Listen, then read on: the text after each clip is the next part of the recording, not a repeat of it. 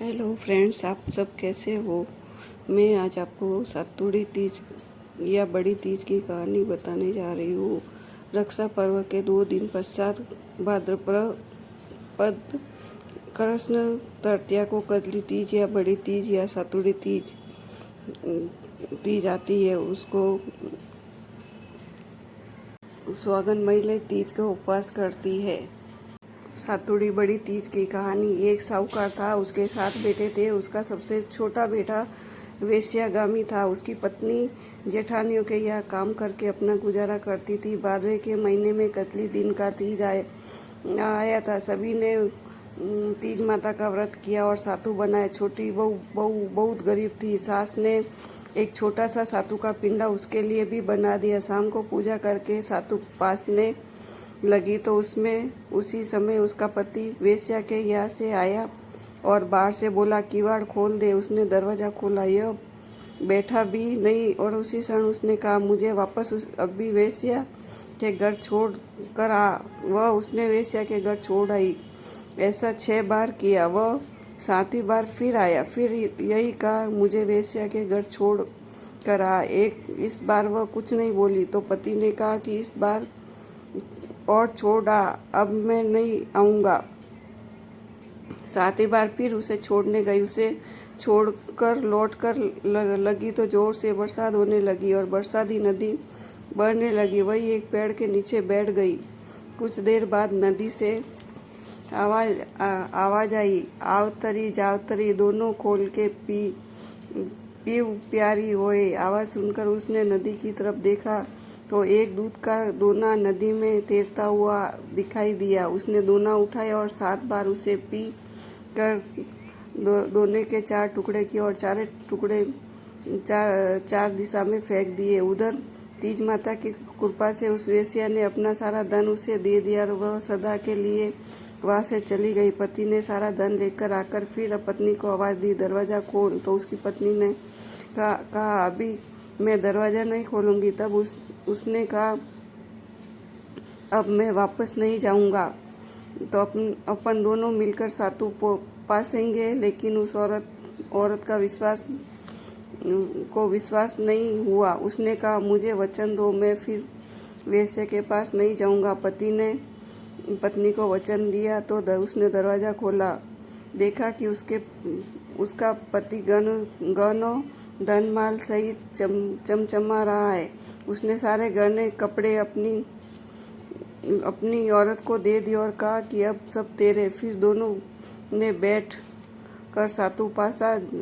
सुबह जब वह जेठानी के यहाँ काम करने नहीं गई तो बच्चे बुलाने आए। कहा कि चलो सारा काम पड़ा। उसने कहा कि अब तो मुझ पर तीज माता की पूरी कृपा है, इसलिए मैं काम करने नहीं आऊँगी। बच्चों ने जाकर माँ को बताया, आज से काकी काम करने नहीं आएगी। काकी को तो नए कपड़े व गहने पहनकर बैठी और काका जी भी घर पर है। सभी जने बहुत खुश हुए। हे तीज माता, जैसे आप उस पर प्रसन्न हुई वैसे सब पर प्रसन्न होना, सबका दुख दूर करना। कहानी सुनने और होकारा देने वालों की सबकी मनोकामना पूर्ण होती है। हेलो फ्रेंड्स, ये कहानी पसंद आए तो लाइक करें और शेयर करें और बेल आइकन का बटन दबाएं। हैप्पी तीज। सातुड़ी तीज की दूसरी कहानी। किसी गांव में एक ब्राह्मण रहता था। भादवे की कजली तीज आई। ब्राह्मणी ने उसे कहा कि आज मेरे तीज माता का व्रत है, कहीं से चने का सातु लेकर आओ। ब्राह्मण ने कहा, मैं तो सातु कहाँ से लाऊं।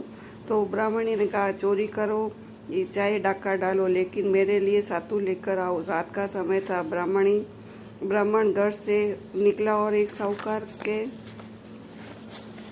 दुकान पर में घुस गया। उसे वह चने की दाल, घी, शक्कर लेकर 1.25 किलो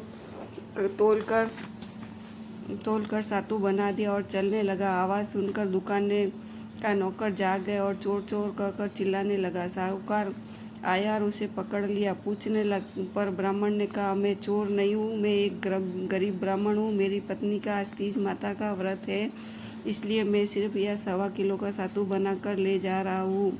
साहूकार ने उसकी तलाशी ली तो उसके पास सातू के अलावा कुछ भी नहीं मिला। उधर चांद निकल आया तो ब्राह्मणी सातू का इंतजार कर रही थी। सेठ ने उसकी गरीबी व ईमानदारी देखकर ब्राह्मणी की अपनी धर्म की बहन बनाया और ठाठ से सातू गहने रुपए मेहंदी और लच्छा और बहुत सारा धन देकर उसे विदा किया।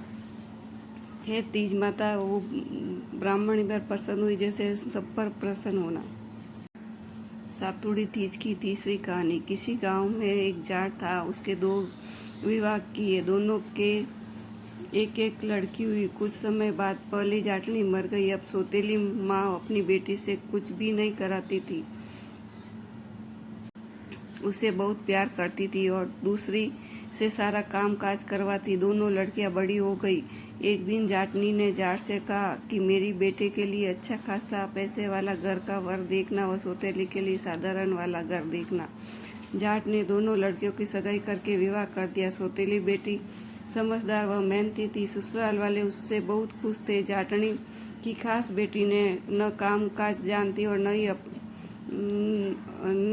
अपनी अक्कड़ में ही रहती, इसलिए ससुराल वाले उससे बहुत दुखी हो गए। कुछ दिन बाद जाट दोनों को लेने गया। पहली वाली के ससुराल वालों ने बहुत बड़ाई की, लेकिन दूसरी वाले के ससुराल वालों ने बहुत बुराई की, करते हुए कहा कि ले जाओ अपनी बेटी को। जाट दोनों को लेकर अपने घर आए और सारी बात जाटनी को बता दी। जाटनी अपने बेटी से हर काम कराने लग गई। फिर कुछ दिनों बाद भादवे की तीज आई तो दोनों बहनें पूजा करने गई तो पहली लड़की ने कहा, नीमड़ी माता तू मीठी है, जैसे मुझे भी मीठी रखना। और दूसरी ने कहा तू तो कड़ी है। माँ ने सुना, उसकी माँ के बात समझ में आ गई और तुरंत अपनी बेटी से कहा, वापस जाकर नीमड़ी माता की पूजा करो और कहो कि हे माता मुझे मीठी रखना। तो लड़की ने फिर से नीमड़ी माता की पूजन करके कहा, मुझे भी तेरे जैसी मीठी रखना। ऐसी नीमड़ी माता उसे पर खुश हुई और जब वह ससुराल गई तो ससुराल वाले भी उससे खुश रहने लगे और अतः नीमड़ी को पूज कर सुबह नीमड़ी के पत्ते व